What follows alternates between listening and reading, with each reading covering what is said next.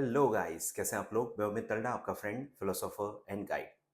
तो बहुत ही एक इम्पॉर्टेंट पर्सपेक्टिव, एक फिलोसफी पे मैं बातचीत करना चाहूँगा, क्योंकि अब आपके पास टाइम है। नॉर्मली मैं इतना टाइम वेस्ट नहीं करता आपका, और फिजूल के टॉपिक्स पे बहुत ज़्यादा डिस्कशंस करना मुझे पसंद है भी नहीं। बट मुझे लगा कि यार एक एक चीज़ है, ठीक है, जो आपको पूरे ज़िंदगी में काम आएगी, उसकी बहुत वैल्यू है। वो है, सही टाइम पे आपको डिसीजंस लेने पड़ेंगे।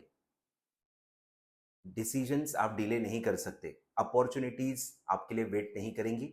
सही टाइम पे सही डिसीजन लेना, सही काम करना बहुत ज़्यादा ज़रूरी है। और majority of you will agree with this. काफ़ी बच्चों ने लेट डिसीजंस लिए हैं करियर में, इन जनरल अपनी लाइफ में, और उनको समझ में आ गया होगा कि यार टाइम पे सही चीज़ सही टाइम पे करना कितना ज़्यादा ज़रूरी होता है। इवन मेरे भी काफ़ी लाइफ एक्सपीरियंसेस हैं, कुछ अच्छे हैं, कुछ खराब भी हैं। काफ़ी चीज़ें मैंने सही टाइम पे की हैं ज़िंदगी में, जो मुझे अभी तक फ़ायदा दे रही हैं। मैं काफ़ी बार, एक आध बार शायद मैंने 3-4 साल पहले यूट्यूब पे बताया भी है, फिर से बता देता हूँ, क्योंकि काफ़ी बच्चे जुड़ गए हैं। पहले 10-12 हज़ार सब्सक्राइबर थे, अभी 30,000 प्लस की यूट्यूब फैमिली हमारी हो चुकी है। तो काफ़ी बच्चों को नहीं पता होगा। तो मैंने 10th के जो वेटिंग फॉर रिजल्ट्स थे, उसमें मैंने टाइपिंग क्लास की थी। सोच के देखो, 10 स्टैंडर्ड, उसमें मुझे मेरे भाई ने बताया था, उसने भी की हुई है। तो उसने मुझे बोला था कि करना ही है, कर ले, आगे काम आएगा, बस। कोई कन्विंस करने की ज़रूरत नहीं पड़ी। 10th के वेटिंग फॉर रिजल्ट में मैंने टाइपिंग क्लास सीख ली थी, अभी तक वो मुझे काम आ रही है। 12th के वेटिंग फॉर रिजल्ट में मैंने जो सीए का जो हमारा फर्स्ट ईयर है, उसकी पढ़ाई पूरी कर ली थी। उसकी मैंने एग्ज़ाम प्रिपरेशन की थी। मैंने इमीडिएटली जो 12th के बाद का अटेम्प्ट होता है, वो मैंने चूज किया था, जबकि बाकी लोगों ने एक अटेम्प्ट स्किप करके आगे का चूज किया था। ठीक है, तो मैंने वेटिंग फॉर रिजल्ट के पीरियड को बहुत अच्छे से यूटिलाइज करके जल्दी से जल्दी जो अटेम्प्ट मिल पा रहा था, मैंने वो अटेम्प्ट दिया और मैंने अच्छे से पास कर लिया। फिर जब मैंने सीए इंटर का वेटिंग फॉर रिजल्ट पीरियड आया, तो मैंने लीव ली थी और मैंने सीए फाइनल की पढ़ाई स्टार्ट कर दी थी। मैंने तकरीबन 2 से 3 सब्जेक्ट निपटा भी डाले थे। और फिर जब सीए फाइनल का वेटिंग फॉर रिजल्ट पीरियड आया था, तो तब मैंने पर्सनालिटी डेवलपमेंट ट्रेनिंग की थी, जो सेंटर ऑफ एक्सीलेंस हैदराबाद में होता है, आईसीएआई का। Similar centre of excellence ICSI का भी है, वहां पे भी आप ट्रेनिंग कर सकते हो। तो मैंने हर चीज सही टाइम पे सही डिसीजन लिया है। और मैंने किसी को कंपेयर नहीं किया कि बाकी लोग क्या कर रहे हैं, ये क्या कर रहे हैं, मेरे लिए क्या बेस्ट होगा, वो मैंने हमेशा देखा। कि typing class you can not expect from a 10 standard student. फिर आप समझ रहे हो, 12th के बाद लोग 3-3 4-4 महीना कुछ भी नहीं करते आजकल। आगे की पढ़ाई करना, इंटर में फाइनल की पढ़ाई कर लेना, वो भी 2 से 3 सब्जेक्ट निपटा लेना। आप खुद मुझे कमेंट करके बताओ, कितने बच्चे हैं जो एग्जीक्यूटिव के वेटिंग फॉर रिजल्ट में हैं और प्रोफेशनल के 2-3 सब्जेक्ट की प्रिपरेशन कर रहे हैं।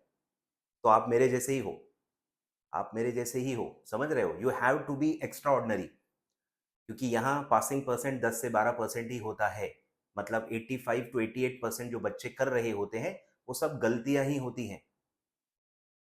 कुछ समझ में आ रहा है? तो सही टाइम पे सही चीजें करो, बाद में रियलाइज करके। ठीक है, समय आपके हिसाब से नहीं चलेगा, जब जागो तब सवेरा। ये सब किताबों में ही अच्छा लगता है, रियल लाइफ में इसकी कोई जगह नहीं है। आपको सही टाइम पे सही डिसीजन लेना पड़ेगा। जैसे अभी सीएस के बच्चों के लिए क्या सही टाइम है, जैसे आप जो फर्स्ट टाइम अटेम्प्ट दे रहे हैं सीएस एग्जीक्यूटिव का, माइट बी न्यू सिलेबस का एग्जाम दे रहे हैं, ठीक है, December 23 उनका पहला एग्जाम है, फर्स्ट ग्रुप दे रहे होंगे। तो अभी उनको सही टाइम है कि वो ओडीओपी निपटा लें। ओडीओपी आप पे एप्लीकेबल है, ओडीओपी अभी निपटा लो, सही टाइम है। फिर एकदम एग्जाम फॉर्म की डेट आ जाएगी, फिर टेंशन में आ जाओगे, अरे अब मैं क्या करूं, अब मैं क्या करूं। तो तुम्हारे लिए ओडीओपी अरेंज थोड़ी करेगा branch. ODOP is not in your hand. तो आपको अभी से अगर ट्रैक करना है, और 2-3 महीने हैं, आराम से बैच मिल जाएगी, सही टाइम पे आप कंप्लीट कर लोगे। और एज कंपेयर टू दैट, अगर आप यहाँ लापरवाही दिखाओगे और फिर आखिरी में, आखिरी 1 महीने में एग्जाम फॉर्म का जब डेट चालू हो गया है, तब आपको ओडीओपी करनी है, तो आपकी नियरेस्ट ब्रांच में आपको ओडीओपी नहीं मिलेगी, फंस जाओगे आप। मैं बता रहा हूँ, लोगों ने काफी अटेम्प्ट्स गवाए हैं क्योंकि उनको ओडीओपी की बैच नहीं मिली है। ऑनलाइन भी कुछ अवेलेबल नहीं था, सोचो, ऐसे भी ब्लंडर्स हुए हैं। अभी सही टाइम है, आप प्री एग्जाम निपटा लो, प्री एग्जाम निपटा लो ना, फिर सब चीजें आखिरी के लिए क्यों रख रहे हो? ये अभी सही टाइम है, आप रजिस्ट्रेशन कर चुके हो, पढ़ाई वढ़ाई स्टार्ट हो गई है, सब्जेक्ट्स वगैरह की नॉलेज आपको काफी आ गई होगी, और अब ये सब चीजों का सही टाइम है, ओडीओपी प्री एग्जाम वगैरह आप निपटा लो। जो फ्रेश बच्चे हैं, ठीक है, जो फ्रेश बच्चे हैं, रिपीटर्स के लिए मैं नहीं कह रहा हूं। अगर आप ओडीओपी पहले कर चुके हो, आपको फिर से करने की जरूरत नहीं होती है। अगर आप प्री एग्जाम दे चुके हो, आपको फिर से प्री एग्जाम देने की जरूरत नहीं होती है। क्लियर है क्या? तो ऐसा है, तो ये सही टाइम है उसका, सही टाइम पे सही काम कर लो। फिर कुछ अगर रिपीटर्स हैं तो आप टाइम यूटिलाइज कर लो। ऑलरेडी मैं बता चुका हूं कि अगर आपका मॉड्यूल 1 हो गया है, आप अब रिजल्ट के लिए वेट मत करो। फिर आप रिजल्ट के बाद जागोगे, फिर कितनी भी सीरियसनेस आप दिखा दो, कोई फायदा नहीं है। समझ रहे हो? सही टाइम निकल चुका रहेगा, तो आप मॉड्यूल 2 स्टार्ट कर दो। Same goes for module 2 students जिन्होंने अभी भी अपीयर किया है, मॉड्यूल 1 अभी भी बाकी है, तो मॉड्यूल 1 अभी ही स्टार्ट कर लो।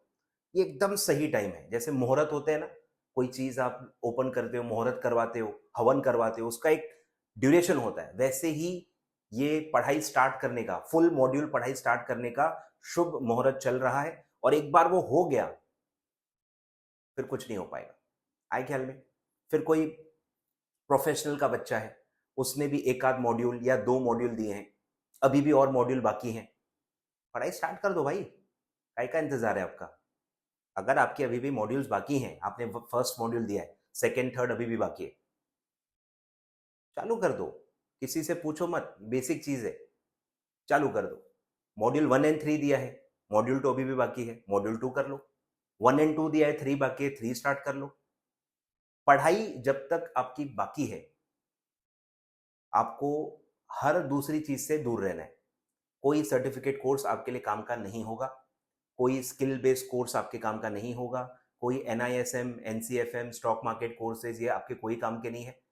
अगर आपकी पढ़ाई बाकी है तो that has to be the priority as per me. ये मेरा मैं एक्सपीरियंस बता रहा हूं कि अगर आपकी पढ़ाई कुछ भी बाकी है, please continue with your studies. पढ़ाई की ही उम्र आपकी चल रही है, बाकी सारी चीजें अपने आप होने वाली है। काफी लोग ये स्टॉक मार्केट कोर्स, ये कोर्स, वो कोर्स, अरे ये तो तुम CS बनने के बाद भी कर सकते हो। नहीं कर सकते? क्या प्रॉब्लम हो जाएगी? अगर कोई 2-3 महीने का कोई सर्टिफिकेट कोर्स है, वो आप बाद में भी कर सकते हो ना। मुझे समझ में नहीं आ रहा प्रॉब्लम क्या है। NCFM, NISM करना है, अरे अभी करो, CS बनने के बाद करो, कोई फर्क नहीं पड़ता। आप फाइनल के वेटिंग फॉर रिजल्ट्स में कर लेना, बाद में भी कर सकते हैं। आपकी प्रायोरिटी ही क्लियर नहीं है।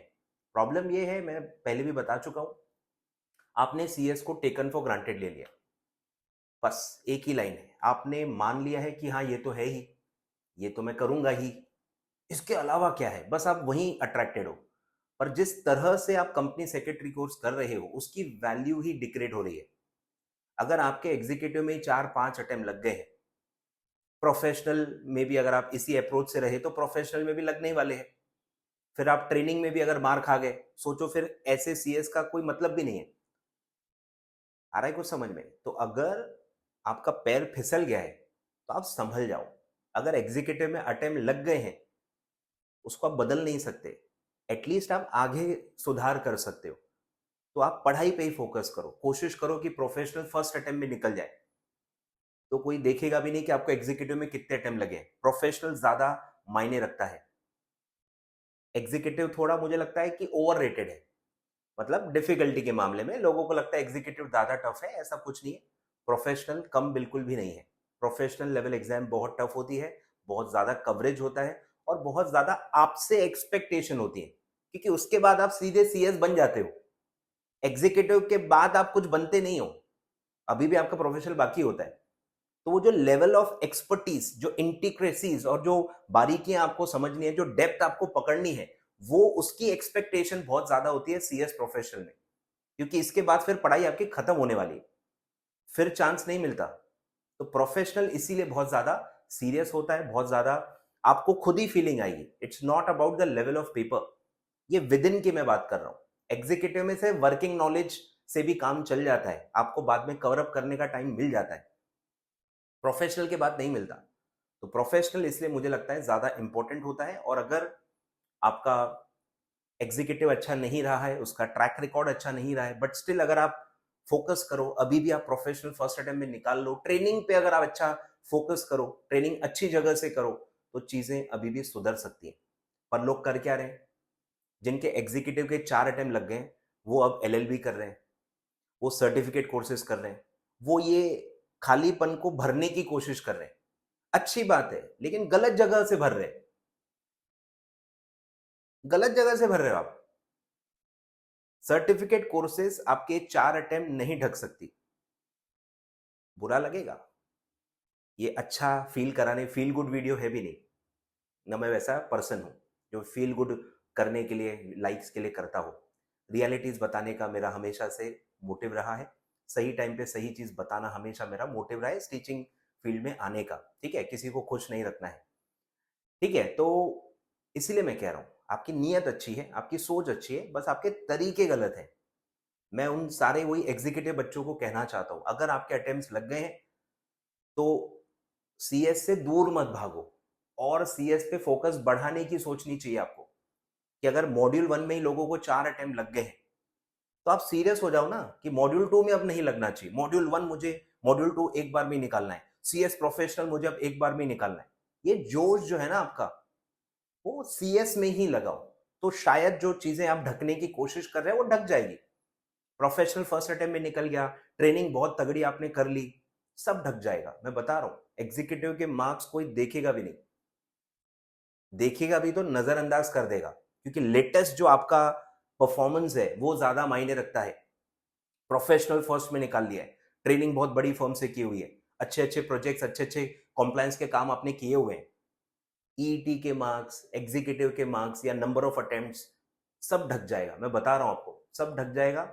लेकिन अगर आप गलतियां वही दोहराओगे, मॉड्यूल 1 में 4 अटेम्प्ट हो गए, मॉड्यूल 2 में फिर आपका फोकस नहीं है, फिर उसमें भी 2 अटेम्प्ट लग गए, फिर प्रोफेशनल में भी 2-2, 4-4, 5-5 अटेम्प्ट लग गए, तो आप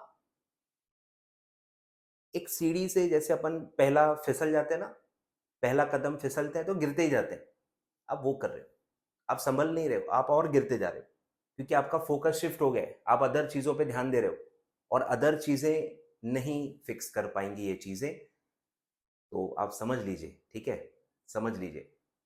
और कैसा है ना, आजकल हर दूसरा बंदा यूट्यूब खोल के गाइडेंस देना स्टार्ट कर रहा है, तो क्या अच्छी बात है, मैं कभी भी उसको निगेटिवली नहीं देखता हूँ। गाइडेंस देने से आप किसी को रोक नहीं सकते, पढ़ाने से किसी को रोक नहीं सकते। जो चूज कर रहा है, जो कंज्यूमर है, उसको अवेयर रहना चाहिए, उसको फर्क करते आना चाहिए कि कौन क्या है, किसका कितना एक्सपीरियंस है, किसका किसका नॉलेज है, और उसके हिसाब से उसको चूज करना चाहिए कि उसको किसको फॉलो करना है। सप्लाई कभी भी कंट्रोल नहीं की जा सकती। आए ख्याल में, कोई भी कुछ भी कर सकता है, उसमें कोई डिग्री, कोई चीज का कोई रिक्वायरमेंट नहीं होना चाहिए। ठीक है, तो ये सही है, फ्री फ्लो ही होना चाहिए, but at the same time जो कंज्यूमर्स हैं उनकी जिम्मेदारी बढ़ जाती है। आपने पढ़ा भी है, let the buyer be aware, तो बायर को ही अवेयर करना पड़ेगा, और आप ही को अवेयर होना पड़ेगा किसका गाइडेंस आप यूज कर रहे हो, उसका कितना नॉलेज है, उसका कितना एक्सपर्टीज है, उसका कितना एक्सपीरियंस है, ये सब देख के ही आपको सिलेक्ट करना चाहिए। आए ख्याल में, तो इसीलिए कह रहा हूं, लोग बहुत सारी चीजें कहेंगे, मैं वही कह रहा हूं, मैं उनको रोक नहीं सकता, बट जो सही चीज है उसको सामने जरूर लाने की कोशिश करूंगा। और जो लोग ये चीजें फेस कर चुके हैं, प्लीज कमेंट करके आप बताएं, क्योंकि लोगों को नहीं तो समझेगा नहीं। गलत टाइम पे सही डिसीजन भी गलत ही हो जाता है, तो आप अपने एक्सपीरियंस जरूर शेयर करें कि कैसे आपने पास्ट में लेट डिसीजंस लिए हैं, और उसके वजह से कितना आपको प्रॉब्लम क्या है, और आप बाद में रिग्रेट करते हो। और अगर आपको लगता है वही डिसीजन मैं पहले ले लेता, टाइम को अच्छे से यूटिलाइज कर लेता, तो मुझे आगे कुछ प्रॉब्लम होती ही नहीं। तो do share your feedback. Articleship जो बच्चे कर रहे हैं उनसे भी मेरी रिक्वेस्ट है, डू शेयर योर फीडबैक, कि आप मैनेज कर पा रहे हो, नहीं कर पा रहे हो, कितने आवर्स आप दे रहे हो, लेट देम डिसाइड। मैं कह रहा हूं आप फोर्स मत करो। काफी बच्चे ना खुद का बताते हैं, और फिर ऐसा लगता है कि वो खुद का डिसीजन ही जस्टिफाई कर रहे हैं कि नहीं, स्टिल इज वर्थ है, ये है, वो है, वो मैं बोल रहा हूँ वो ऑडियंस पे छोड़ दो, आप बस फैक्ट्स बता दो, सामने वाले को समझदार समझो। आप समझदार थे ना, आपने तभी डिसाइड करके किया, तो आप बस अपना फीडबैक शेयर करो कि क्या प्रॉब्लम्स हैं, क्या प्लस पॉइंट्स हैं, क्या रिक्वायरमेंट्स हैं, आप ये बता दो। सामने वाले को समझ में आ जाएगा कि वो कर पाएगा कि नहीं। आए ख्याल में, तो आप ये भी बताओ कि जो ट्रेनिंग के साथ पढ़ाई कर रहे हैं उनका क्या फीडबैक रहा है, कितना उनसे मैनेज हो पा रहा है, डेली का शेड्यूल क्या रहता है, कितने आवर्स का ट्रेनिंग का टाइम होता है, कितना फ्लक्चुएट होता है, और पढ़ाई के लिए टाइम मिल पाता है, नहीं मिल पाता है, कैसे हो पाता है, क्या उनका फर्म का क्या एक्सपीरियंस है, जितना भी वो शेयर कर पाए, जितना भी उनको कंफर्टेबल लगे, बट डू शेयर। एक सीएस स्टूडेंट को दूसरे सीएस स्टूडेंट की ज़रूर हेल्प करनी चाहिए, और काफ़ी नॉलेज की अवेयरनेस नहीं है, काफ़ी कम अवेयरनेस है बच्चों को, और इस वजह से ही वो काफ़ी गलत डिसीजंस ले लेते हैं। इसलिए मैं कह रहा हूँ आपके आपकी जिम्मेदारी है as a CS student to help the other CS students. ठीक है, तो आई होप आपको समझ में आ गया होगा। भाई टाइम एकदम सही चल रहा है, 20 दिन हो गए हैं, 20 दिन अप्रोक्सीमेटली हो गए हैं एग्जाम किए हुए, एग्जाम कंप्लीट हुए। तो अभी भी अगर आप ऐश कर रहे हो तो अब थोड़ा ज्यादा हो रहा है, 10 दिन 12 दिन 15 दिन, it's enough break, it's enough break. ठीक है, अब इससे ज्यादा डिसरिस्पेक्ट है उस कोर्स की जो आपने चूज किया है, आपके खुद के फ्यूचर की, आपके करियर की, आपके पेरेंट्स की, ये सबकी डिसरिस्पेक्ट कर रहे हो। जो एक्स्ट्रा छुट्टी आप ले रहे हो ये सही नहीं है।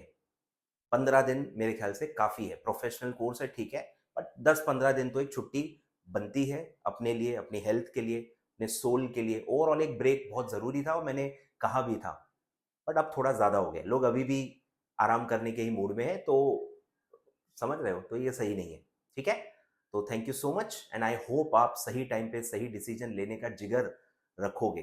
ठीक है, और जो जो मैंने आपसे कमेंट करने के लिए रिक्वेस्ट किया है, do share your feedbacks on this thing, let's aware the company secretary students, and उनको रोकते हैं गलतियां करने से, क्योंकि जितनी गलतियां वो कम करेंगे उतनी जल्दी वो कंपनी सेक्रेटरी बनेंगे, और उतनी पॉजिटिविटी इस प्रोफेशन में, इसके स्टूडेंट्स में आएगी। ठीक है, thank you so much, do like the video, do share the video with all your friends, and do comment on this video. Thank you so much.